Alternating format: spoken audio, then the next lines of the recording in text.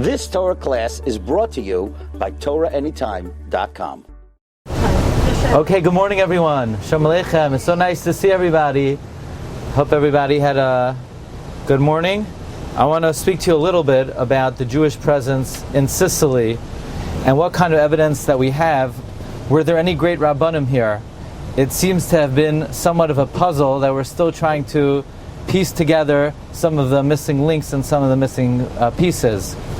I want to thank our friend, Mrs. Batsheva Walden, who is the head of the Italian office of the European Society of Preservation of Jewish Cemeteries, who sent me some very interesting information about a few Rabbanim who did live in Sicily. This goes back to the 11th century. Now, in order to appreciate this, some of you were in Rome yesterday. We have to learn about one of the great Rishonim. His name was the Aruch. I'm sure you've heard of the Aruch, Rav Nasan ben Rabbi Yechiel of Rome. Rav Nasan ben Rabbi Yechiel of Rome. That's what we brought along on our trip, a Rav Nasan.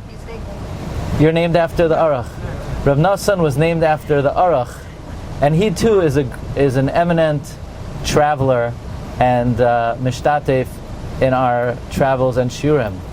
So Rav Nasan ben Yechiel was a lexicographer. A lexicographer is someone who studies the etymology of words. So he studied the etymology of Hebrew words.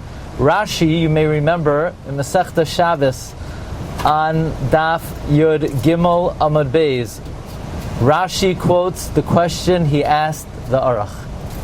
Okay? The Aruch was a student of his father, Rabbeinu Yechiel. He is also a student of Rav Moshe Hadarshan.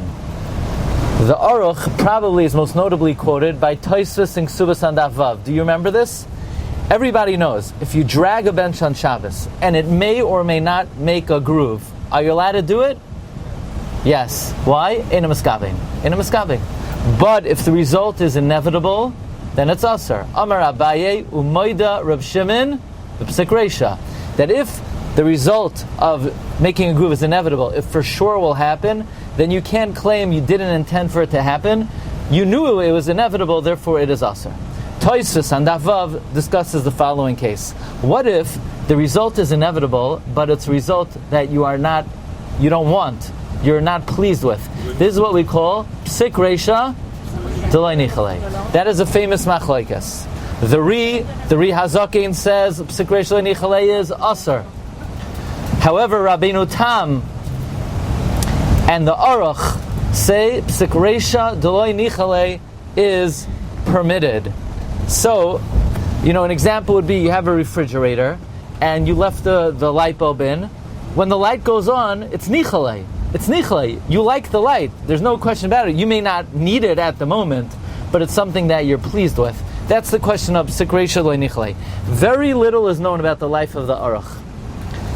All we really know is from a poem, appendage to the end of his work. We know he had 4 boys who did not survive childhood.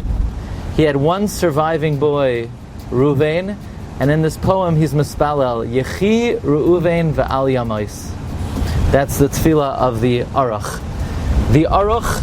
Now, where did the Aruch learn? The Aruch learned from his father, Rabbeinu Yechiel. However, the Aruch had an eminent Rebbi. You ready for this? His name was Rav Matzlach. Rav Matzlach. Now, Rav Matzlach ibn al-Bazak. You say, who's that? Rav Matzlach ibn al-Bazak lived in Sicily. He lived here in Sicily. Rav Matzlach traveled to Bavel, to Babylonia, to learn from Rav Gaon. Rav Gaon lived between 939 and 1038. He was so close to Rav Gaon that Rav Shmuel HaNagid asked Rav Matzlach to write the biography of Rav Gaon. He comes back here to Italy, and Rav Nasan ben Rabbi Yechiel, the Aruch, is the main disciple of Rav Matzlach.